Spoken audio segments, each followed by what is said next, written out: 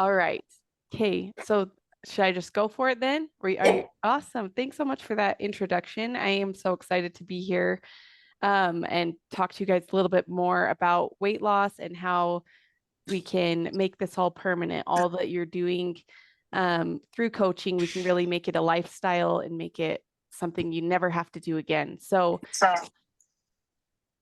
as you come in, I am going to be sharing my screen. So I have some slides to go over to show you today. I do want most of the time when it's my week to be for you. So if there are things that you are struggling with that you want coaching on in the group, you can bring whatever it is that you're struggling with. And I guarantee it's nothing new. We're probably all feeling the same way. But you can bring it and get coached on it and leave with feeling empowered, leave feeling like at least there's a direction you want to go. So that is what I mainly want to offer you. I realize coaching is very new to a lot of you, so you might not know what I mean by get coached. And what I mean is just come on, I want to see your face and hear you, and you just tell me what's going on, and then we work through it with coaching. So basically, it's like a conversation. So nothing to be afraid of. Realize it takes guts to get on in front of a group, but like I said, I'm sure we're all feeling the same. It's kind of like when you're in a you know, elementary school and you're afraid to ask that question, but everybody has that same question, and the teacher's always grateful that you were brave enough. It's sort of that same way with coaching. Like everyone here, we're so similar. So, and even if you're not the brave one that raises their hand, you can still get something out of the coaching because as humans, we are all very similar. So, nothing to be worried about. I got you. And again, I just want to offer that as an option. I will leave some time at the end. I'm just going to go through. I wanted to support you and give you the best that I've got since I'm meeting with you just the 3 times. So we'll start with what I have. And as I'm talking, if anything comes to mind, or if you want to get coached, you can raise your hand, I guess. Is there a hand raising on this? Or you can just let me know. If there's not a hand raising, that's fine. You can just let me know. Okay, so let me go ahead and share my screen. Got nothing pulled up yet, but we will get it pulled up. So let's present this. I want to talk today about sort of how we're not the problem. So hopefully you leave today feeling a lot better about why weight loss is so hard. Personally, I just want to offer that the diet industry is what has failed us, not you. You're not the problem. Okay, so let me tell you more what I mean. Let's laugh a little bit first though. So have you ever felt like you've been on a diet for months when really it's only like since 9 a.m.? All of us, right? It's like dieting is the worst. It feels like crap. We got fat Amy here feeling it with us, and we all feel the same way when it comes to a diet. It's no fun. Also, another thing, you might feel like, okay, this is all I can eat. The list so small. I can't eat anything. There's all these restrictions, right? There's all these rules. You're just like, how am I going to make this permanent forever? It's not going to happen. So you end up like this cutest dog ever, right? Saying, I'll start next week. I just want to have the pizza at Costco. It's not a sin, but he doesn't start, right? Because who wants to start if the diet looks the way that we just saw? So I just want to be, again, a breath of fresh air that you're not the problem. The system has been set up against you. So diets don't work. And there's a good reason why they don't work. And that is these 3 types of eating. Diets only account for one. And the one type of eating they account for is if when you're physically hungry, you should eat, right? Like physical hunger. I can't think of anything else. I'm weak. I need to eat. That's all they account for. They don't account for mindless eating, habit eating, or emotional eating, which is all types of eating that we all do and that we will all do forever. We're not trying to get rid of any of these for good because we're human. We are trying to lessen them. And I'm going to give you mainly some awesome tools for emotional eating at the end. Um, but I'm just going to describe to you what I mean by mindless and habit eating first, and emotional eating as well, just so that you can, again, relax that, hey, you're human and you're probably going to always do some mindless habit emotional eating. The key that I want you to take away is let's just try to do them less. Because even by doing them less, we're going to lose weight. But first, we got to understand what they are. So, first, we have mindless eating. It sounds like what it is. So, this is all of those licks, tastes, bites throughout the day. Maybe it's when you're cooking dinner or cookies for your family, if you're like me and you just like lick the spoon. No, no big deal. It's not a big deal. It's not a problem, but we don't account for mindless eating. Or maybe it looks like going on a date with your husband and or partner or whatever, and they have some chips and salsa or whatever, and you just try some. You just keep trying things, right? It's sort of like not really thinking about it. I'm just eating because food's around. That is mindless eating. Something again that we all do. Number two, I love because this is one we never really question, but I think once we point it out, you'll start to see, oh, maybe this is something I could easily tweak myself. And this is habit eating. So habit eating looks like when it's time, the clock says 9 a.m. or whatever, 8:30. I don't know when you guys wake up, but morning, it's time to eat. Or then the clock again says lunch and dinner. It's just time to eat because it's time to eat. It's just a habit. We don't ever question whether or not we need that food. We just like have habits. And it could also look like a 3 p.m. habit, which this used to be me and sometimes still is. Like, I just need to pick me up. I'm a mom, I've got young kids. I need something. I think I need something. And it's out of habit that I go at 3 o'clock to grab a drink at Swig and I'm feeling better again or whatever, right? But I never questioned, did my body need that? Or did my, like, am I stressed out and I need to deal with the stress in a different way? So the only reason this happens is because your brain is just on autopilot. It's just going. It's just like time to eat again, you know? So what we do in coaching and what you can do right now is just like notice in your own body when the clock says it's time to eat, am I physically hungry or am I just eating out of habit? And again, you are the boss, so you get to decide. I'm not telling you not to, but if we want to lose weight, we want to do the habit eating just a little less often, meaning just letting our body be more of the decider than the brain, right? And then number three, which is what we're going to hit really hard, especially in coaching, is emotional eating. So this is when, like I said earlier, that pick me up time could be more of an emotional thing, right? We're using food as a way to feel better, to escape because it works. It works for a minute, right? I think every one of us would agree that Ben and Jerry's, when I've had a crappy day, feels a little bit better. But what we don't notice is once it's gone, then we've got our stress right back and now maybe a layer of guilt on top, right? So we want to use the tools I'm about to give you to again do this less, but from love. Of course, like I said, all of us are doing all of these types of eating, no matter if we look like, I don't know, a model or if we're like wherever we're at, we're always going to do them. We're just noticing that we do them. We're noticing that we're human and we're remembering diets only account for physical hunger. They don't account for any of these. So again, this is the main type of eating that we work on in coaching. And it makes sense that we all do it. Like I said, because it kind of works for a minute and our brain doesn't want to pay attention to the part that it doesn't work because we're talking about Ben and Jerry's, right? We're talking about awesome food.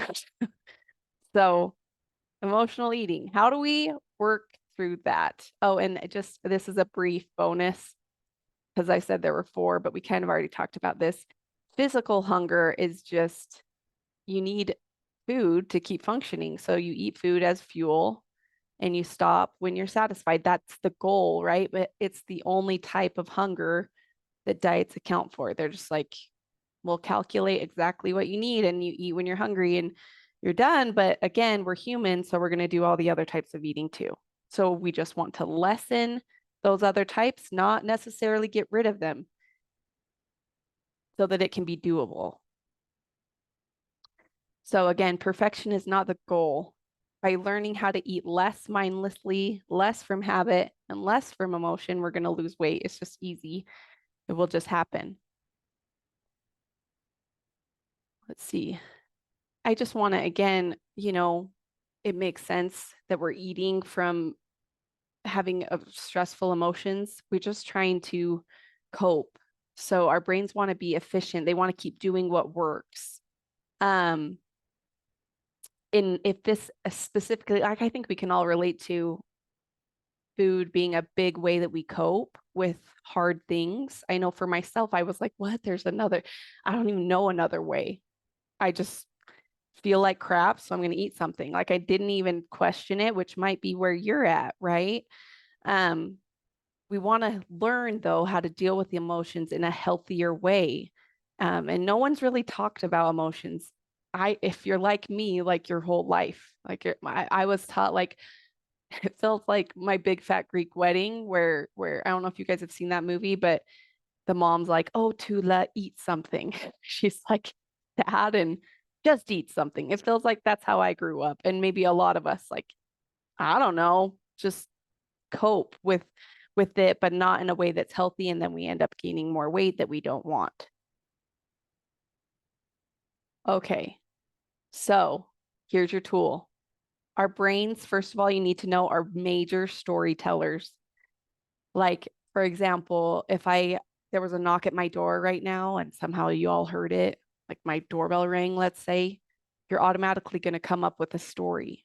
Maybe you're like, oh, Corey just got a package, or I wonder who would ring the doorbell while she's on a call, or whatever, or a million stories come up. Or what if it's like, if you're a crime junkie like me, you're like, oh no, you're scared something's gonna get her, right? So the stories, brains just make up stories about all the things that are far from the truth. So these 4 N's that I'm going to teach you, we're going to help you break the cycle of emotional eating by noticing the story that your brain is telling about you and about your relationship with food. And you're going to think that it's just telling the truth. It's not. So let's practice. Okay, so the 4 N's, first of all, I'm getting ahead of myself a little bit here. Let me see. Yeah, there they are. Okay, so the 4 N's are to notice, and I'm going to break down what each of these mean. Notice, normalize, neutralize, and then the next best thought or action. So what do I mean by notice? I mean, just look at what your brain is telling you. I wonder if I can go back. I'm going to try it. Okay. These might be some thoughts that your brain is telling you. I can't control myself around food. I deserve this. I've heard a lot of others, right? I'm a sugar addict. I have a sweet tooth. I'm a failure. I can't do this. Food is only fun in my life. So we could sit here and think of a million different. These are not truths. These are stories that your brain has made up about you. Okay.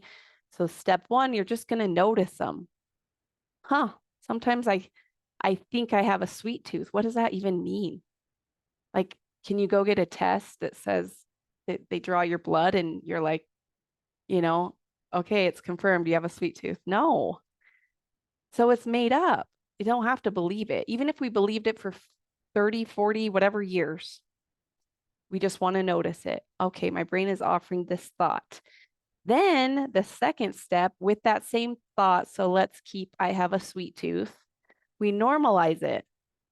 Like, how does it make sense that I would think this? Like, it's kind of an accepted thing almost, like, oh yeah, she's got a sweet tooth. That's fine. She just likes a lot of treats. I don't like, everybody says that, lots of people, right? So normalizing that your brain would think that's actually a thing, but it's not. It's not. It's a made up thing. You don't have to keep believing it about yourself. And then we move on once we've normalized it to neutralizing it, which is like, what are the facts here? You could just replace neutralize with find what's actually true. There's not going to be a whole lot to find because again, like my doorbell example, the only thing that happened was you heard a sound. There was a doorbell, and then your brain's like all these stories, right? So what is actually true and real about you? You are a person, and maybe we could say, I don't know, the scale says this number, like facts that everyone would agree on. We want to separate those from the story. Okay. Because by doing that, we can see more and more like, oh yeah, that I guess it's not 100% true that I have no power around food. Like all there is food in the room and me. But I'm believing this cheeseburger or fries or whatever has power over me to like jump down my throat. Like what? Right. So separating the facts from the story. And then once we get here, because we want to not just notice, we want to like break it down a little bit. Like, okay, there's this thought, but it's not really true. It's normal that I'm thinking it. I'm not judging myself about it. It's just a thought. And then we can go at that point to the next best thought or action. So maybe a next best thought instead of I have a sweet tooth is it's possible that I'm wrong.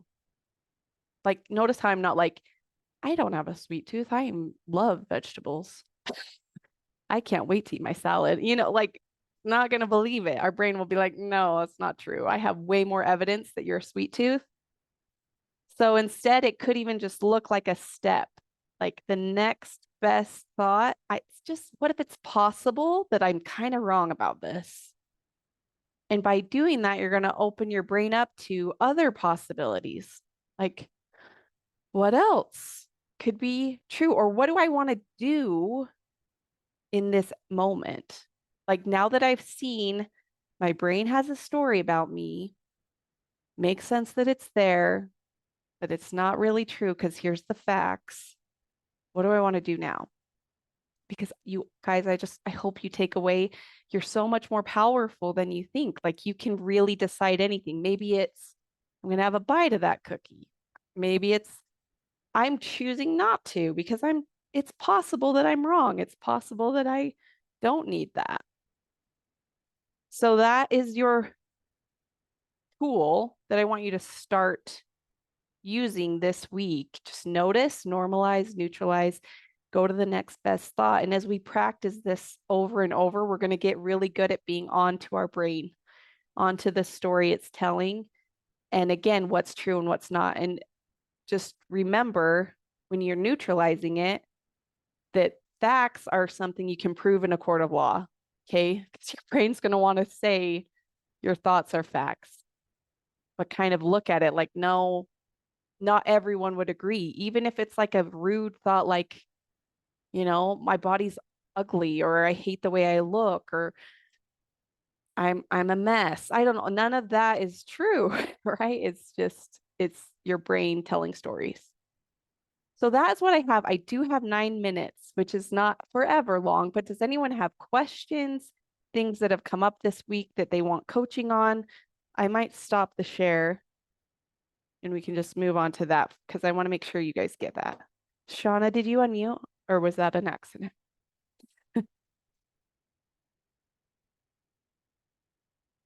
Maybe it was an accident. I swear. Oh, So, hey, Corey, I have a question. sure. I had a gym member come up to me this morning, and she's on our challenge there at the gym. And so I gave her my advice and whatnot, but I wanted to see what you said. She says, so I asked her how she was doing on the challenge. She says, well, I'm kind of struggling. She says, what do you do when you have family members come over and have dinner, and you've got your meal prep already, you're prepped your meals and they're already in the fridge, and you are eating a particular protocol. You got your family member coming over, you fix their dinner. I don't want to pull out my food and eat that in front of them. And so what do you suggest? Yeah. Well, if she were here, I'd probably ask why not. Not that she should pull it out, but I'd want to know. And I think we could probably guess some form of like, I feel weird or like uncomfortable. Like, Right, what are they thinking about my food? And they might be thinking things. We don't know. They might even say, like, why are you eating that? That's weird. So I think what your client, and you tell me what you think, she doesn't want to feel that uncomfortable feeling, right? Of like, right. She was feeling very uncomfortable. Um, like their food is, she can't eat their food that she's prepared for, she just felt very uncomfortable. yeah.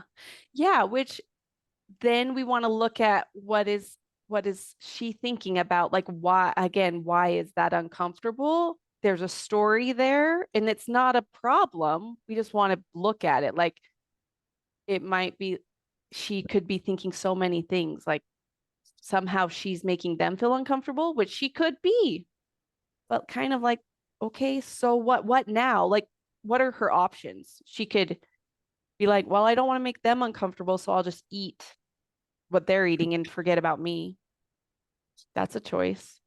Or I could be like, this is for me though. Like I already chose this. This is what I want, I hope, right? We'd want to look at all of that. Like, is this really what you Right, want to right, do? right. So as far as advice, I think just it's normal to feel weird, but really looking at, do people really care what you eat? Maybe they do. Sometimes they do, but sometimes we think they Right. care way more. You know what I mean? Right. What do I you? didn't want to take all the time for questions if there's anybody else there that has questions. Yeah, thanks, Tammy. That was a great one. That's a really common problem. Or like going out to eat and being like, your husband eats a certain thing, so therefore you need to eat it. And we just want to get really curious and question, like, wait, why? Why do I have to eat that if he's eating that? I mean, what's going to happen if I don't? I'll feel uncomfortable. And we do so many things to feel good. But then we're going to feel uncomfortable at some point, right? Like we might feel uncomfortable not eating what they eat, but then like if we were to choose the opposite, we'd feel really uncomfortable in our jeans. So there's discomfort either way. We're going to be uncomfortable if we just stick with our protocol, or we're going to be uncomfortable eating what they eat and not feeling good in our body. Christine, did you I have? have a comment. Yeah. Yes, I went up to visit my daughter and her family. And before we went to the hockey game, her husband ordered pizza for everyone, but he ordered me a salad. So sometimes you just have to communicate what you're doing. And, he was very gracious and he knew I couldn't eat the pizza. So he got me an alternative. And I ate my salad when everybody else was eating their pizza. Right. Well, and that's such a good point, Christine. It's kind of like a practice in showing your brain, hey, maybe nobody dies. Even if somebody says like, why are you eating that? And I feel like, oh, that I shouldn't. They're right. What am I doing? If I can move past that, move through that like normal feeling and do it again and do it again and show my brain, they can say that, but I'm okay. I'm actually seeing progress. I'm actually liking this choice. Then it's just a hurdle. It's just one hurdle of discomfort, like feeling like you're doing something wrong or they're right. But I like to just come back to, so what? I mean, and I don't want to sound heartless, but for me that helps. Like, so what if they think things? What do I want? Like, what do I want? Exactly, Corey. That's exactly my feelings or the way I eat, with my protocol since I've been maintaining my weight for the last 12 years. Hmm. Um, it's getting to the point to where I don't really care what people say about what I eat. Right. And most Right. everybody in my circle know that I eat a certain way. Hmm. So Yeah, well, and that's what's going to happen as we just press forward with it. But it's normal initially to feel uncomfortable, to feel like to have concern about what other people might be thinking. and to be unsure if you should proceed. But then again, I always like to think too, well, if I don't, who am I leaving in the dust? It's me, right? Like I'm like, okay, I had this protocol, I had this desire for me, but since I might be offending them, or then I'll just eat it. Like, what? Like, don't do that. Do what's best for you, right? So that's great. These are great comments and questions. Is it? We have 3 more minutes, or we could just, I just had a Corey, little comment, yeah. and I don't know. I found for me, I've had to work with my um, aging metabolism. Mhm. It's been a real struggle to work with how slowly my metabolism's working now compared to when I was younger. And I Mhm. have to like realistically look at that as I'm aging by, and I think it's taking so long because I'm not on any particular food way. I still am eating a wide variety, but a lot less carbs. Mhm. But I feel like if I don't, my mind's gonna say, like not work with me as I get older. I feel like at least if I can utilize what I have on hand for myself and my family, I can maybe better train my brain to work with that and just and then work on the other things, which I'm glad you brought up the stress eating because that I really think that was my issue. Oh, So 100%. that's something to keep in mind and keep my mind busy, but it's such a kind of a sad realization for me that um I just I mean I want to eat these things but I can't because I know the results are not going to Yeah. be healthy. Well, and maybe just giving yourself some space that, like, of course you want to. These foods have been designed for you to want them, but also, like you said, like I'm gonna feel sick or it's gonna be negative outcome if I do. That could be really good, just information for your brain. Like Yeah, the full story of whatever it is that I want is that I feel really sick after. So right. rather than, And yeah, go yeah, ahead. thank you. No, it's true. Like it not only just mentally, but physically, like my knees don't hurt as bad when I try to look for something under the couch, for example. Yeah. So if we can trace that back to, like, maybe when I eat this certain food, then I feel that way more. Your brain It's is just, like their part of your yeah, brain's like a toddler, right? It's like, we want it though. We want the I know candy. it's so Like, dumb because so I'm like on Medicare this year. yeah. So that's normal. So just like having space for, hey, that's normal, but it's just like the kid in the candy store when the mom always says yes, then we we rage when the mom says no, right? Like the biggest tantrum ever initially. But then as we keep saying no, even the worst of the kids is going to be like, give up and stop asking. And that's not to say it has to look perfect, but it's just like, I'm just going to continuously do what I feel is best for my body and let my brain have a fit sometimes. But like that's Right. okay. Let the kid have a fit. It's okay. We're just gonna let it be uncomfortable for a little bit until it's not, until your kid, your brain is like, got that flushed out a little better, not as much in my system, my cravings not as big. But it's always Yeah. gonna be, my brain still is like ice cream would help. And I just am like, would it? Like maybe for a second, but not for the full picture. So you can Yeah. manage it. Yeah. What do you Yeah. think Thank about that? you. Yeah. I just think it's really good to stay um, aware of the thoughts and work it with them, work them. And I appreciate the acknowledgement of that from you. That's not so easy all the time, but it's something to work on. Yeah. Well, and remember, we're just trying to do it less. Even if we do it less, and we can be loving and kind to ourselves, we're going to lose weight.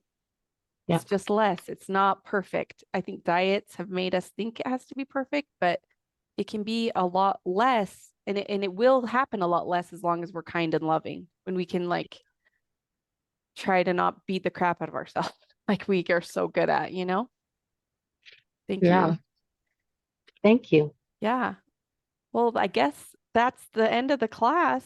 If there's, I just love you guys. I'm like, can we just talk all day? So I'll turn it back over to So you. much, So Corey. Sure appreciate that. You can probably stop the recording, and you guys we'll be back here next week to talk a little bit more about how to optimize your fitness experience. And just want to thank Corey. That was so good, and it's so many good things. And I think each one of those things you could just, talk about forever, I think. Which is why I feel like life coaching is such a great part of this. And so if you want to kind of go with some one-to-one sessions with Corey, it's definitely well worth your time and investment there, because it's so helpful. So thanks so much. And thank you guys all for hopping on. And I hope you have a fabulous week, a happy and healthy week. bye everyone. Bye, guys. Thanks, Corey. Yep. Thank you.